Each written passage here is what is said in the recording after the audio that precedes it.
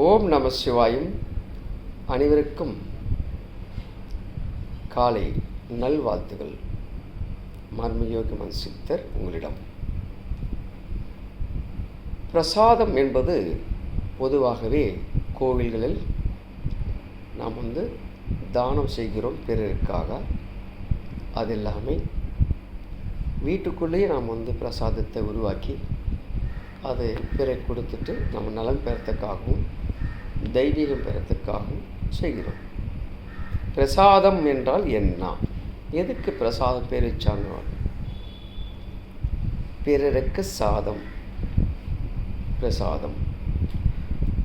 பிறருக்கு பிரசாதம் எப்படி வைக்கணும்? பிறகு சாதத்தை ஏன்னா அவங்க பசியாக இருப்பார்கள். அந்த பசிக்காக எப்பா சாப்பிட்டேன், நல்லா இருப்பா, நல்லா இருக்கட்டும், இரவா கடவுளே சொல்ல கடவுளை சொல்லவோ உங்களுக்கு நன்றி சொல்லவோ அவங்களோட ஆத்மா சாந்தி ஏற்படுகிறது. அதுதான் பிறருக்கு சாதம், பிரசாதம். அதில் பிடி சாதம், பிரசாதம். அந்த காலத்தில் பல வகையான சத்துக்கள் நிறைந்த மூலிகை வகைகள்லாம் கூட்டி அது ஒரு பக்குவமாக செய்து கொடுப்பது கோவிலில். அந்த காலத்தில் கொடுத்தாங்கன்னா பிரசாதம் பல நோய்கள், மனநோய்கள், சாதாரண மத்திய மக்கள் அப்படின்னு வருவாங்க. இந்த பிரசாதம் குறிப்பிட்ட நாட்கள் சாப்பிட்ட உடனே அவங்களோட உள்ள உறுப்புகள் இயக்கம் நலமாக ஏற்பட்டு பிறகு அவங்களோட சிந்தனை செயல் நல்லா மேம்பட்டு நலமாக அவங்க சுறுசுறுப்பாக இருப்பார்கள். கேட்டால் அந்த இறைவன்கிட்ட சக்தி இருக்குது, அந்த கோயிலில் போனாங்க அப்படி சொல்லுவாங்க. அங்கே கோயிலில் போய்ட்டு பிரசாதம் சாப்பிட்டோன்னு சொல்ல மாட்டாங்க. இப்படி பிரசாதம் செய்யும்போது அது சுத்தமாக இருக்கணும், அது சத்தாக இருக்கணும், உள்ள உறுப்பு இயக்கத்துக்காக ஒரு வலிமையாக ஒரு ஆற்ற சக்தி கொண்டு இருக்கக்கூடியதாக இருக்க வேண்டும். இன்றைக்கி பிரசாதம் ஏதோ ஒரு கிண்டி ஒரு உணவு கொடுத்துட்றாங்க. முன்னோர்கள் சொன்னால் உண்மைகளும் என்ன, சித்தர் கொடுத்த சத்திய வாக்கியங்கள் என்னன்னு தெரிஞ்சுக்கொண்டு பிரசாதத்தை உருவாக்கணும். அப்போ தான் பிற கொடுக்கும்போது அவன் நலம்தான் உன் நலம், உன் நலம்தான் பிற நலம். தான் பிரசாதம். இல்லையா? பிரசாதம் என்பது பேய் சாதமாக சாப்பிடக்கூடாது, பேய் சாதமாக அள்ளி கொடுக்கக்கூடாது. இது பேய் சாதம். அப்போ அவன் சாப்பிட்டு எங்கே மற்றங்கள் தூங்குவான், இல்லை சாப்பிட்டுட்டு சொல்ல அந்த மக்கி போயிட்டு மந்தமாக சோம்பலாக மாறுவான். உழைப்புக்கேற்ற உணவு அல்லவா? அந்த மாதிரி உன் உடலோட என்னவோ அதை கொடுக்கணும். அது பிரசாதம். பேய் சாதம் கொடுத்துட்டு என்னென்னமோ செஞ்சு என்னென்னமோ போடுறாங்க. என்னமோ அன்னதானம். அது என்ன தானம்? அது அப்படி கிடையாது. அன்னதானம் என்ன நேரத்தை கரெக்டாக சாப்பாடு கிடைக்க சொல்லி நேரம் கூட்டு குழுவாக நின்றுக்கிட்டு அப்படி அள்ளி தின்ட்டு அங்கேயே போட்டு விட்ருவாங்க, குப்பை மாதிரி போட்டு விட்ருவாங்க. அது பிறருக்கு நோய் பரவி ஈக்கள் முக்கி அதை மாசு உருவாகி கேவலமாகி கலகமாகி ஹீனமாகி போவது பிரசாதம் அல்ல. ஒரு பிரசாதம் யார் கொடுக்குறீங்களோ அவங்க ஒரு சின்ன ஒரு தொட்டி மாதிரி ஒரு பை மாதிரி வச்சுக்கோங்க. எங்கே சாப்பிட்டு அதில் போட்டுருங்கன்னா அதை போட்ட பிறகு மூட்டை கட்டிட்டு வச்சிடணும். கார்பரேஷன் அழகாக கொண்டு போவாங்க. அது நலம். பிறகு தொல்லை கொடுத்து துன்பம் கொடுத்து நீ பிரசாதம் கொடுக்கறது குடும்பத்துக்கு நலம் இல்லை, உங்கள் வம்சத்துக்கு நல்ல, பிள்ளைகள் நல்ல, யாருக்கு உனக்கும் நல்லா இருக்காது. இதுதான் பிரசாதம் செய்யும்போது தூய்மையாக சுத்தமாக நல்ல மனம் நல்லா சந்தோஷமாக இருந்துக்கிட்டு செய்யணும்.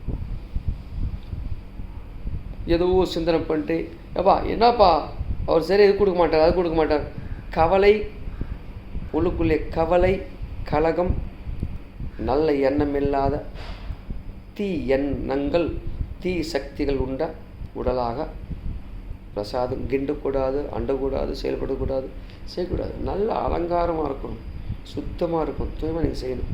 அப்படி செஞ்சு கூட பிரசாதம் பிறகு சாப்பிடும்போது ஏன்னா நீ கண்ணால் பார்த்து கிண்டவாய் எல்லா கர்மாக்கள் கண்ணு மூலமாக தான் பாயும். ஆகவே பிரசாதம் செய்யும்போது நீங்கள் தூய்மையாக இருக்கணும், சுத்தமாக இருக்கணும், நலமாக இருக்கணும், நல்ல எண்ணத்தோடு இருக்கணும், நல்ல குணத்தோடு இருக்கணும்.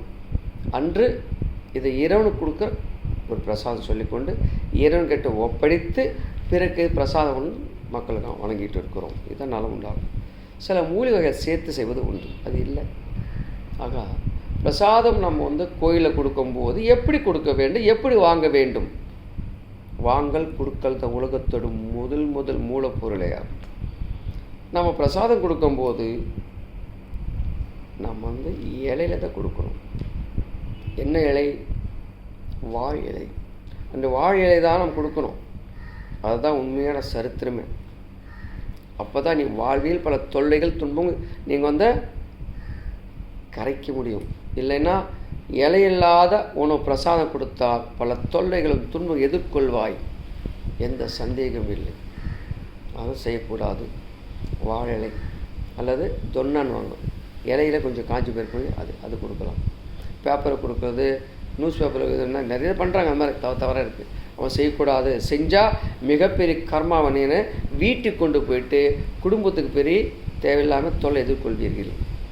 பிரசாதம் செய்தால் வாழையில் தான் கொடுக்கணும், அல்லது தொன்னா சொல்லுவாங்க இல்லையா, அது கொடுக்கணும். மற்ற எதுவுமே பயன்படுத்த பிரயோஜனமே இல்லை. பேப்பரில் கொடுத்தா பாடாக போயிடுவீங்க. அதை முக்கியத்துவம் தெரிஞ்சுக்கணும். வாங்குறவன் ஒழுங்காக இருக்க மாட்டான், கொடுக்குறவன் ஒழுங்காக இருக்க மாட்டான். பிரசாதம் கொடுப்பது இதுதான். அவன் வாழையில் வாங்குவன் அவன் நலமாக இருப்பான். உடல் ரீதியாக சரி, மன ரீதியாக சரி, அவன் நல்லா இருக்கும். நீங்கள் வாழையில் கொடுக்கும்போது நீங்கள் நல்லா இருப்பீங்க, உங்கள் குடும்பம் நல்லா இருக்கும், உங்கள் பிள்ளைங்க நல்லா இருக்கும். விதிமுறைகளை மீறி செய்து இன்று நிறைய ஆன்மீக ஒரு பெரிய மந்தைகள் உருவாகி கொண்டு பயணமில்லாத சொற்கள், பயணமில்லாத செயல்கள் மக்களை போதித்து போதையில் தள்ளாடி கடைசியில் அவங்களும் எங்கே இருக்க அட்ரஸை தேட போயிடுறாங்க. அவங்களுக்கு வறுமை வாட்டி எடுத்துரும். அவங்களே பல சோதனை உருவாகி கொள்வார்கள்.